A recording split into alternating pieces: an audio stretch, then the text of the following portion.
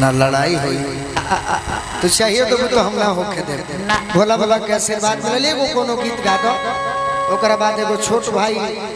बड़ी उम्मीद से आइल बा ओकरो गीत सुनल जाई ओकरा बाद फिर जैसन हमार अच्छा अभी तो पुरान गाना हो गई ये तो अनुपमो जाने ली बाकी ओकरो के फेंक दिया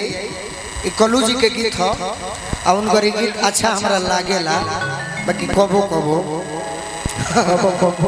हाँ कबो कबो ऐसे कि माने ले तो मनबो तब न तहर बड़ाई कोई जाई हां जी आ ना मनबो तो तारे के काटल जाई सही हां काटल जी माने तहर गीत के ना गाई जाई बाकी अच्छा आदमी हो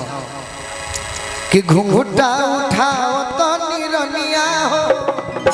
धरती के चांद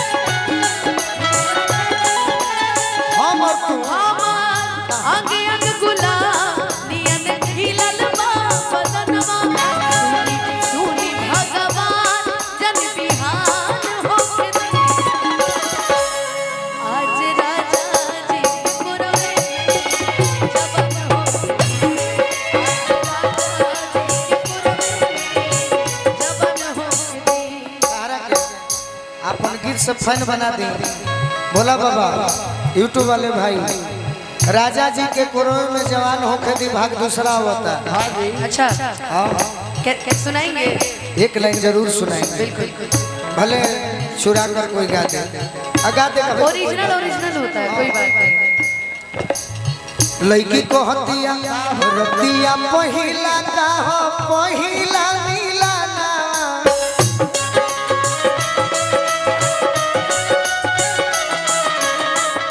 भाग से भेटाइल बड़े सजन के सजना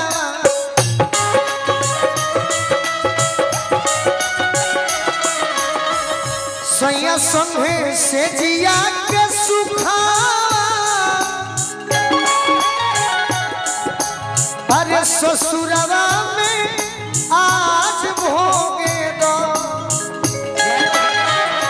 ए राम जी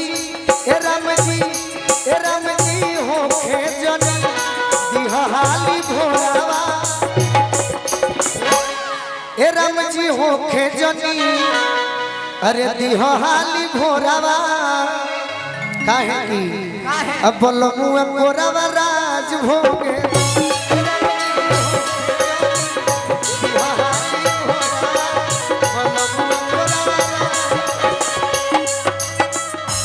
आज ले तो भइल रहे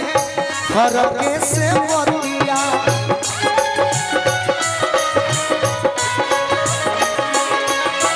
नियरा आई जियरा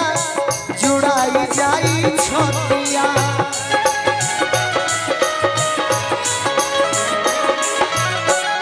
लड़की कहते हैं रुपमा भोरे भोरे पापा के पलंगिया जवनिया मसाज हो खेदा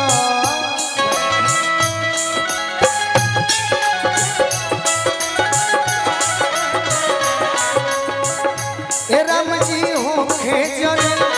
दिहाली भोरा बलमुआ गोरावा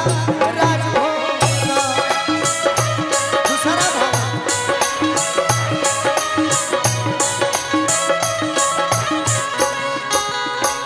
समाज कोई भी हो के अनुपमा निसार जी आई निसार जी से हम कहनी है निसार जी यही गाँव के वो लड़का हुए मुस्लिम समाज के हुए लेकिन बड़ी सुंदर गीत लिखे ले बड़ी सुंदर और उरा सब इनका के आशीर्वाद दी। हम इनकर गीत कुछ दिन में गावे वाला बानी अनुपमा के भी लिखी